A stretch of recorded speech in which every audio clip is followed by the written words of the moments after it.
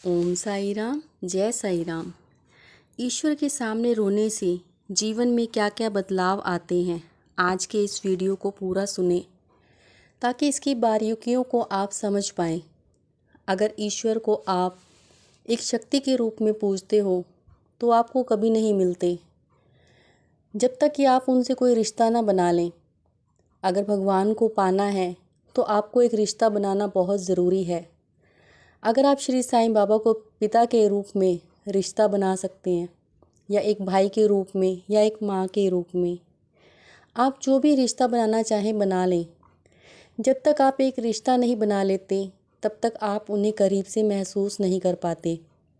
जब आप बाबा से एक रिश्ता बना लेते हो तो आपको कभी उस रिश्ते की कमी महसूस नहीं होती, आपको कभी अकेलापन महसूस नहीं होता, क्योंकि बाबा आपके साथ हैं।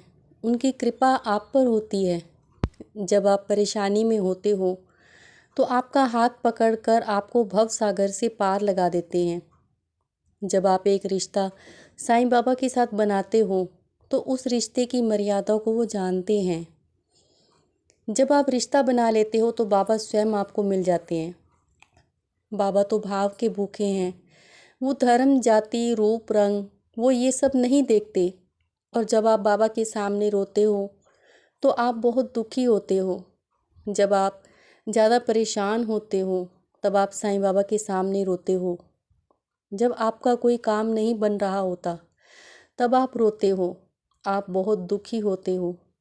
तभी आपको बाबा के सामने रोना आता है, क्योंकि आप बाबा को अपना मानते हो, अपना पिता माता संबंधी मानते हो।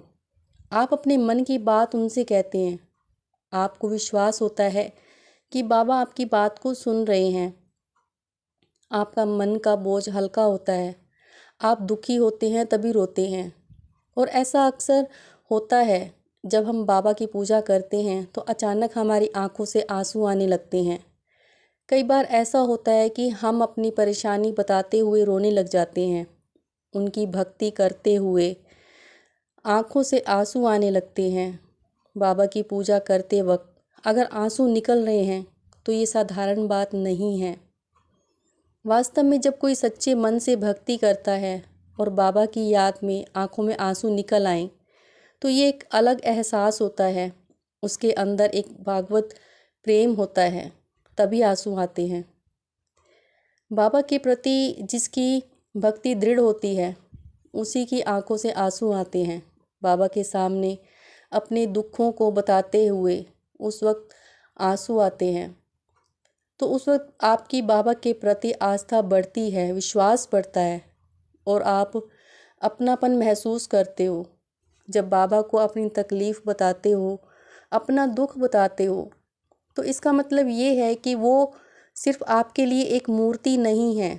भावात्मक रूप से आप उन्हें अपना माता पिता सब कुछ मानते हो और सब कुछ मानते हुए उनके सामने अपने दुखों को बताते हो, इस उम्मीद से कि आपकी तकलीफ़ को वो सुन रहे हैं, वो उसका समाधान देंगे आपको और आपके दुखों का निवारण भी करेंगे।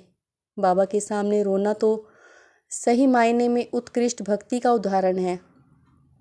शास्त्रों के अनुसार पूजा करते समय आँखों से आंसू आना, तो आपको समझ जाना चाहिए कि आपकी प्रार्थना बाबा तक पहुंच रही है और बाबा आपको कोई संकेत देना चाहते हैं।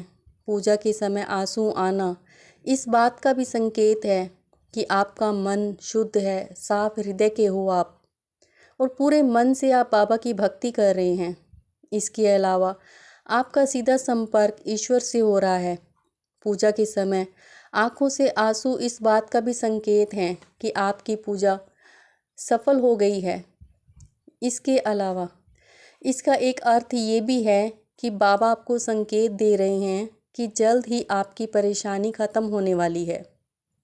आंसू आने के अलावा अगर भक्ति करते समय अचानक से रोंगटे खड़े हो जाते हैं या शरीर में कंपन महसूस होती है, वाइब्रेशन जैसा महसूस होता है, तो ये भी एक शुभ संकेत है कि ईश्वरीय शक्तियों का प्रवेश आपके शरीर में हो चुका है।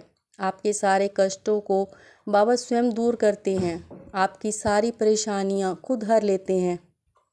और आपका जीवन खुशहाल कर देते हैं। आपको धीरे धीरे सांसारिक जीवन से ज़्यादा भगवान की भक्ति में ज़्यादा मन लगने लगता है, क्योंकि आपकी आत्मा ईश्वर से जुड़ चुकी है। बाबा ने आपको अपनी शरण में जगह दे दी है। आपके इमोशन भी धीरे धीरे ख़त्म होने लगते हैं। आपके अंदर से फीलिंग ख़त्म होने लगती है। आप धीरे धीरे अपने इमोशंस को कंट्रोल करने लगते हैं। जिस चीज़ से पहले आपको बहुत फ़र्क पड़ता था, आज उस चीज़ से आपको थोड़ा सा भी फ़र्क नहीं पड़ रहा। धीरे धीरे आप उस स्टेज तक पहुंच जाते हो कि आपको सुख दुख सब एक समान लगने लगते हैं। आप पर कोई भी फीलिंग हावी नहीं होती। आपकी अपनी भावनाओं पर पूरा कंट्रोल होता है। आपको अकेले रहना, एकांत में रहना और अपने बाबा को याद करना अच्छा लगने लगता है। वीडियो को ज़्यादा बड़ा ना करते हुए मैं अपनी बात को यहीं समाप्त करती हूँ और इसी के साथ ओम साई राम, जय साई राम।